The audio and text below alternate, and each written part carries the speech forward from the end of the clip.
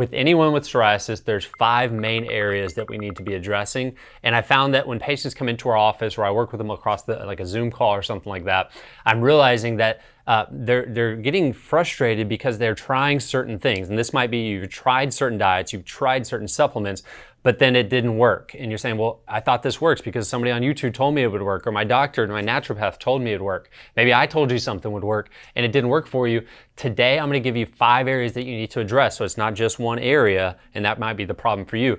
And then at the end of those 5 areas, stay tuned to the end because I have a bonus tip for you guys that I think is gonna be a big game changer for a lot of you when it comes to getting rid of psoriasis, meaning that when you made your dietary changes, you made some lifestyle changes, some stress response changes and things like that, and you've been doing it for a few months now, there's a few extra things that I think most people are missing, and that's what we're gonna dive into. All right, hope you guys are ready. Number 1, this is it. Number 1, of course, you need to address your diet. And this is the hardest one for most people in that they made a dietary change. You know what I've found with patients with psoriasis is that you're willing to make changes. And that's what I love about working with you guys is that you don't want your skin to be like that way. It's itchy, it's annoying, it's frustrating. Sometimes it's even joint pains and other gut issues that are coming along with it, and you just wanna make that change. So I want to commemorate most of you out there that when you're watching these videos, just making those changes from the things I'm telling you, good job. Okay. Now, as you've made those changes, some people send me a message like, it's amazing, I changed my diet and all my problems went away. But I will tell you, the majority of people change their diet and a little bit of change happens. And they think, oh, maybe that wasn't the answer. Because the truth is that there's not just one answer for getting rid of psoriasis. There's not just one answer for any major inflammatory response in our body. It's figuring out what is causing the inflammatory response and how do we get your body back in balance so it can heal, okay? And when I talk about back in balance, what I mean is our body goes kind of this up and down between our parts of our nervous system where it goes into a fight or flight response, right? And then when that fight or flight response calms back down, we go back into what's called a parasympathetic response. And it's kind of like this cycle going through these different nervous system responses, and that's called balance. Our body is relaxing, digesting foods at times, it's responding to stressors in its environment at times, and it should be going back and forth. What's happening with someone with psoriasis or an autoimmune issue is we've gotten stuck in that systemic systemic stress response. And when you're stuck in a systemic stress response, it affects your digestion. It's going to affect your immune response. It's going to affect inflammation. All those things are going to have an impact, and that's where you're going to see the skin issue flare up. And so if you change your diet, for some people, just changing their diet, it was such a stressful diet that it was enough to get their body to relax and psoriasis to go away. Or they had already made all the other changes and they changed their diet, and that was the last tipping point for them. And that's where you look at someone like that says, I did the carnivore diet and my psoriasis went away. And so then you go try the carnivore diet and it didn't work for you. I've talked to a lot of you who have done the carnivore diet and it didn't work for you. And I would like to encourage you that it's not that it didn't work for you, it's that it might not have been the only answer, right? Changing diet is a big part of it. I'm not telling you to go do the carnivore diet, by the way. But number 1 is diet. So how do you start to address your diet? Well, first of all, make it simple. Start following the gut healing diet that I put out for you guys. And if you want that, just comment, hey, I want the PDF for the gut healing diet. I'll send that over to you. And that's a good broad spectrum. It's the foods that are easier to digest, okay? I used something called the FODMAP diet and the plant paradox diet. I put those two to get together. And those are some of the easiest foods to digest for our digestive system. So you start there. And maybe you follow that diet and you see a little bit of change, right? Next step is you have to say, okay, so I made a dietary change. How do I go more in depth into my diet? Okay, so the next step, and I'll just pull up my list of things to do here because I like to just write them out these days, less things to keep in my head. Okay, so next step along with your diet is now individualize your diet. Okay, so you've followed this gut healing diet, you've made a little bit of changes in your diet and you've seen good change. Next step is, okay, now what's it for me? Do a food allergy test. Do an IgG food allergy testing, do IgE food allergy testing, look and see what foods stress your body out. Remember, diet is for 2 things. Number 1, for minerals, nutrients, and all the things that our body needs to live and grow, right? Number 2 is to not to increase stress on our body. Most of our diets in America and in the world we live in today is very, very stressful on our body, and it creates a lot of a lot of chemical stress, okay? And so when we change our diets and we say, okay, I'm gonna do a food allergy test, I'm gonna follow this gut healing diet, now you're doing the minimal amount of stress on your GI tract and in your system, and you're getting the nutrients and minerals that you need. Okay, so number 1, you shift your diet. Number 2, we look at emotional stress. And this is, I would probably say, working with patients over the years, it's been since 2010, so about 13 years now. working with patients on every health issue really you can think of, you name it, we've worked with them. But psoriasis specifically, the emotional stressor is the hardest one to control. And I say that because you can do meditating, you can do all these good things for helping with stress, but you still have skin problems, you still have itchiness, you still have this the visual of having to hide it, and that's emotionally stressful on your body.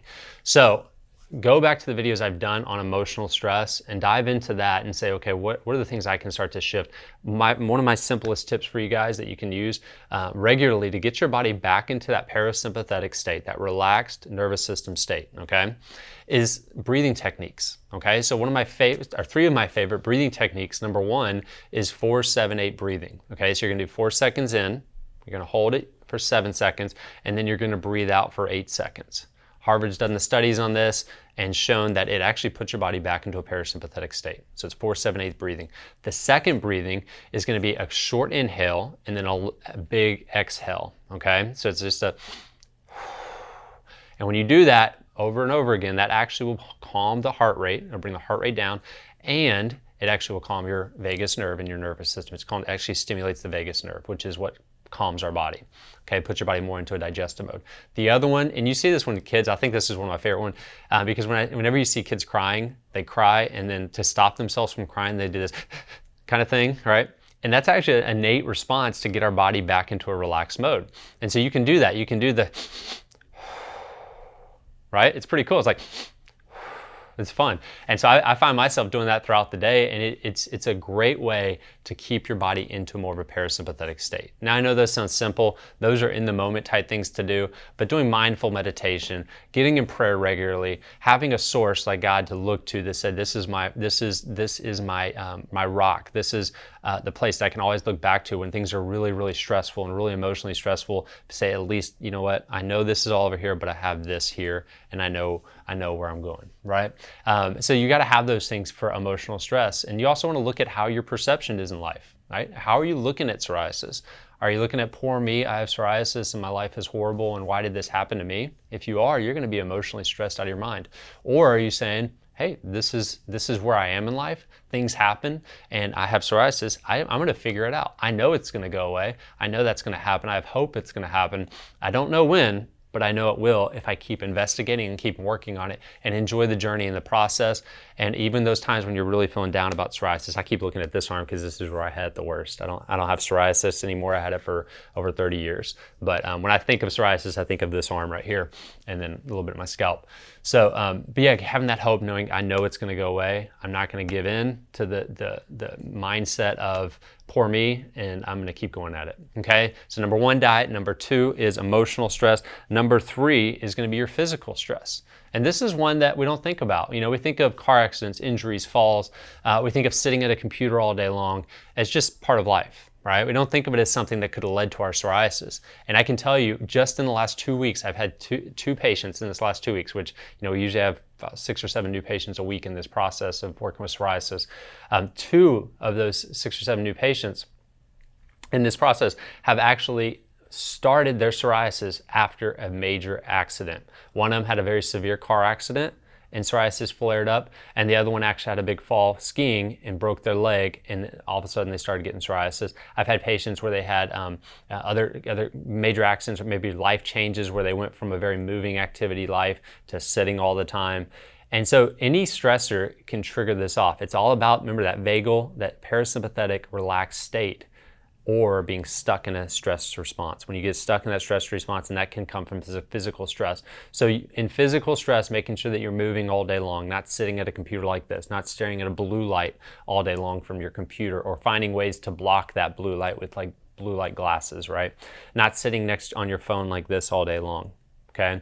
If you've had car accidents, getting chiropractic care and body work done to help recover from that. If you've had past accidents and injuries, you know, working on those things. Okay, so that's the physical stress aspect of it. And remember, our body doesn't know the difference between physical stress, chemical stress, or emotional stress. It's all the same. And that leads me to the next one, which is chemical stress, which is toxins. This is a big one, and this is one that I actually believe plays a much bigger role for a lot of people than we realize. It's also the hardest one to do something about without really in-depth care from someone like myself or another natural doctor that works on this stuff, because there's so many things out there. It's really hard to figure out what to do, and I would never even shoot a video on exactly what to do, because it does need to be individualized. We need to figure out what toxins it is for you. Is it heavy metals? Is it mold? Is it both? Is it Lyme's disease? There's just so many different toxins out there. It was something like you had a staph infection, right? Staph aureus, different staph infections. We have a patient that actually got MRSA, and then after MRSA, they started having psoriasis, and it hasn't gone away for, I think it was 20 years, or 15, 20 years since they started getting MRSA, but it triggered her body to go into a stress response, creating psoriasis. And I hope you see there's one main thing that I keep going back to, and it's the stressors. That's what we're looking at, okay? So toxins. Now, the one thing you can do, go back and look at some of the videos I've done on toxicities and chemicals, but the one thing you can do right away is simply this: start changing your environment, detox your environment. If you want to detox your environment and you want help with that, just say, I want help detoxing my environment. I'll send you a PDF that literally on there is a list of the areas to start looking at to get chemicals out of your environment. Everything from cleaning products to beauty products to all those things. And that takes a ton of stress off your body. Imagine, most women within the first, by 9 o'clock they say, have put over 500 different chemicals on their body. So imagine you take 500 different chemicals out of your environment. That's going to be a huge reduction of stress, giving your body a chance to relax and get back into a relaxed state. I can promise you the people that have gotten rid of psoriasis, the one thing they all have in common is they've got their body back in balance, so it started healing. And that's what getting rid of chemicals is going to do, okay? All right, so that is 4 of them. We got one more for you guys on what to do, and then I got a bonus for you at the end. But the last one, and this is my favorite one, I hope it is yours too, is sleep. You have to sleep. We have to recover. I always talk about the people that we work with, but this same person that had MRSA, I talked to her about her sleep, and she's getting 3 hours of sleep every night. Now she's gone through menopause, and so her sleep had changed. But 3 hours of sleep is just not going to recover. So we have to have times that we're sleeping. I would even suggest taking at least a 20-minute nap every single day. But sleep is essential. Getting to bed before 10 o'clock, getting at least 7 to 8 hours of sleep, maybe even 9 for someone that's dealing with an autoimmune response, and being okay with sleeping during the day, being okay with listening to your body when you're fatigued and you're tired, resting and giving your body a chance to recover so that you can actually heal, okay? And if you're having trouble sleeping, meaning your brain won't stop, well, we need to address that too, because that's your adrenal glands, that's your nervous system being stuck in that stress response. That's what we talk about, okay? The bonus, y'all ready for the bonus? That's the 5. Number 1 is diet, emotional stress, toxins, physical stress, and sleep. The final thing on here, bonus-wise, is I'm gonna recommend you guys go out right now, get on your computer, or you can go, I'll put the link for this actually. Go to the links below and get trace minerals. Okay, I have a specific one from a company called Trace Minerals that I like. It's called Keto Electrolytes. It's a simple liquid. You put drops in your water, but it has your trace minerals like boron, copper. It has your regular minerals like potassium, magnesium, calcium. These are all things, electrolytes run our nervous system, and what we're realizing is that our soils are so depleted in these trace minerals that the lack of trace minerals, which are essential for all the different processes of our body to happen, we're depleted in them, and because we're depleted in them, it's causing our body to be stuck in a stress response. So having enough electrolytes can actually give your body resiliency to all the other things I just talked about, okay? And so I know that one sounds simple, and it actually is very simple. It's very inexpensive, but I'll put that in the links down low, and you can, or if you want that trace mineral, actually make it easier on me. If you want that trace mineral, just go in the comments and say, what trace mineral should I take? And I'll give you a link to it, because that's valuable. Okay? All right, I hope you guys enjoyed that. I hope you got a lot out of it. Hey, make sure you start implementing these things, these 5 areas. If you're doing all the stuff I talked about and you're still not there yet, it could be time, it could be something else, okay? But keep the hope that I can promise you, if you keep working on it, you're gonna get to where your body gets in balance and it's gonna heal itself, because our bodies were made to heal themselves. They don't need help healing, they don't need drugs, they don't need medications, they just need no interference, and they need to get back in balance, your body will heal. You guys have an awesome day. We'll talk to you next time.